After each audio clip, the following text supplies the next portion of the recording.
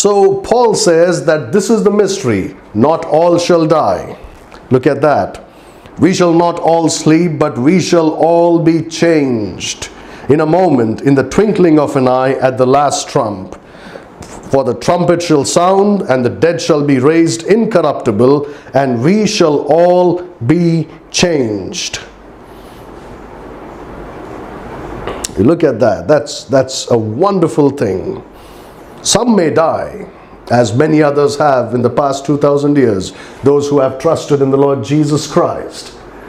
But some of us may not die if the Lord appears in our lifetime.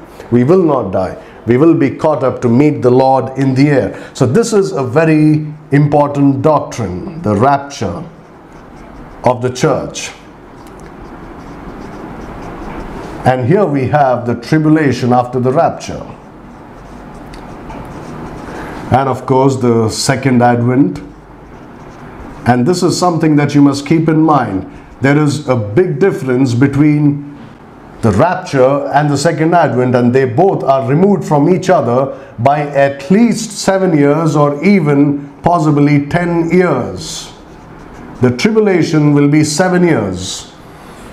All right, and the whole time period between the rapture and the second advent could be 10 years. And then comes, of course, the millennial reign of the Lord Jesus Christ. This is how the Bible divides the history of this world. These are the basic divisions, the very basic divisions. Now this rapture that we are talking about is typified in the Bible by the translation of Enoch. All right, let's look at that. Let's look at Hebrews chapter 11 and verse 5. Hebrews chapter 11 and verse 5. Enoch is a type of the church. And this is something that's very important. I've been saying this in many of our Bible studies, that a study of types in the Bible is very important for our understanding of doctrine.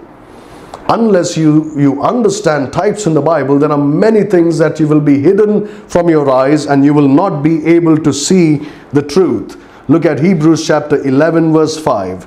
By faith Enoch was translated, that he should not see death, and was not found, because God had translated him. For before his translation he had this testimony, that he pleased God.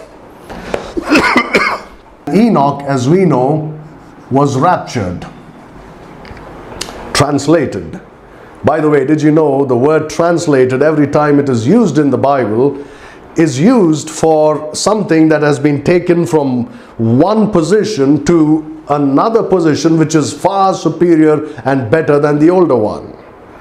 A lot of people say, oh, a translation, how can a translation be better than the original? You look up the word translate in the Bible, translation in the Bible, it's always being taken from a lower position to a higher and a better or a superior position. So translation can be better than the original. Okay, don't be in doubt about that even for a moment. So Enoch was translated. Enoch is a type of the church. But you see, Enoch was translated just before the flood of Noah, of Noah's days. The flood. In the days of Noah. Now you must keep this in mind, because the flood of Noah is a type of the tribulation. Type of the tribulation. Just as Enoch is a type of the church. You see that? Enoch is a type of the church, whereas the flood is a type of the tribulation. And of course, Noah and his family are a type of Israel, especially. So here you have Enoch being translated before the flood begins. All right, and all the wicked of this world are destroyed by God, and only Noah and his family have been saved. So the church is raptured before the tribulation, and this is the time when God deals with Israel.